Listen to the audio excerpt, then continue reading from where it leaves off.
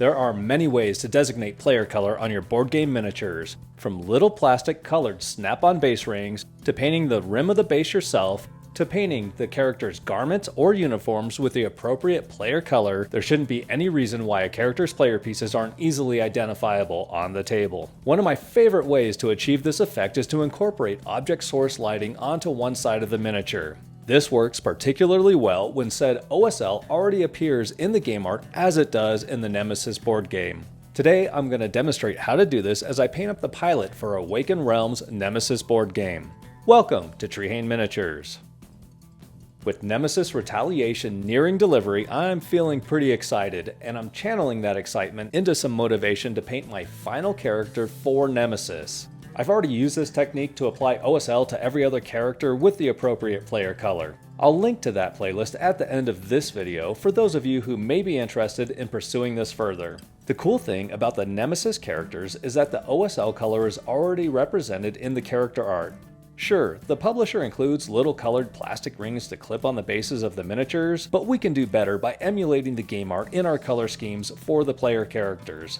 This pilot has a green backlight in the art, so that's what we'll be working towards today.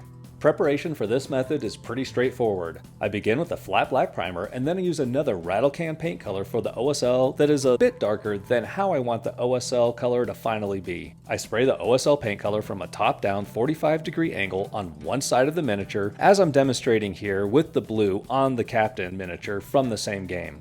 This dark green color that I'm using for the pilot will serve as the foundation for the bright green OSL that will follow.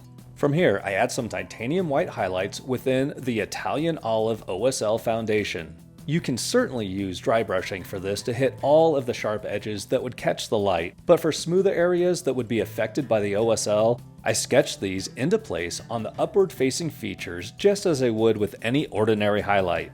I can also use the standard brush for an aggressive wet brush technique over highly textured details. The second and final step for this player color OSL is to take the bright OSL color and paint it directly over these white highlights. For this character, I'm using a bright yellow-green color. This paint is also very translucent, so I don't need to thin it before painting these highlights. I like to use translucent paints or acrylic inks for OSL effects. If I'm using more opaque hobby paints for this, I'll thin them to somewhere between a glaze consistency and a layer consistency so that it looks nice and bright over the titanium white. Speed paints or contrast paints also work great for this application, in which case this is basically slap chop OSL. It's definitely a cheating approach to OSL rather than a refined painting technique. When the OSL is all done, it'll work great to represent the player color for the game.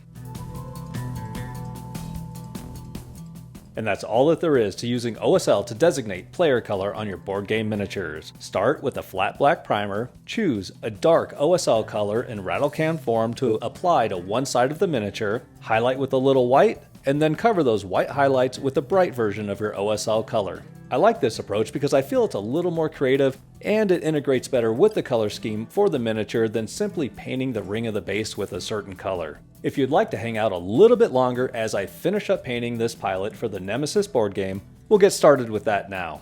For this miniature, I decided to add a little blue ambient bounce light to the front of the miniature to tie it in with the rest of the pieces from the game.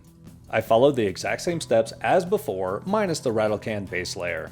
I did a light dry brush with white, then I brushed on some muted turquoise acrylic ink, and it's done. The total time for this blue SL only took 2 minutes, and that includes dry brushing the titanium white and applying the muted turquoise ink. What I like about having dual OSL effects on a miniature is that I can greatly speed up the process of painting a miniature. We've already painted a little over half the miniature without really paying attention to any detail work. Basically, this is yet another way to speed paint a miniature, and it's one of my favorites. The miniature gets painted super fast, but the model still has some character that sets it apart from miniatures that use other methods of speed painting.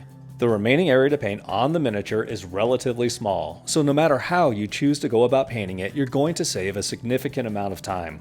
You could continue speed painting with slap chop or a base shade highlight speed painting style, or slow down the pace a little with a basic layering approach like I'm doing here.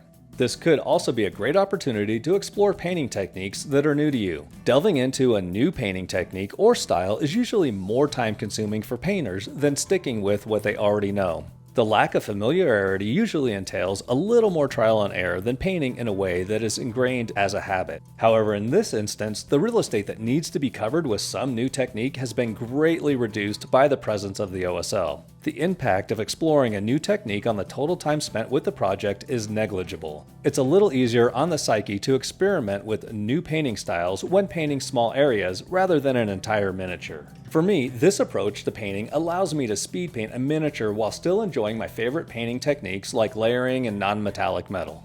I discovered this cheating OSL style of painting minis quickly out of necessity when I had a limited amount of time to paint a miniature for a gaming session.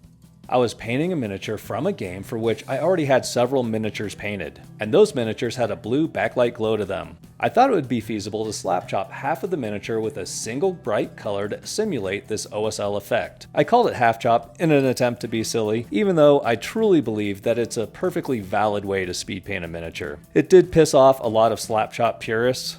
You can learn more about that story by watching this video here, or continue painting your Nemesis board game with this playlist.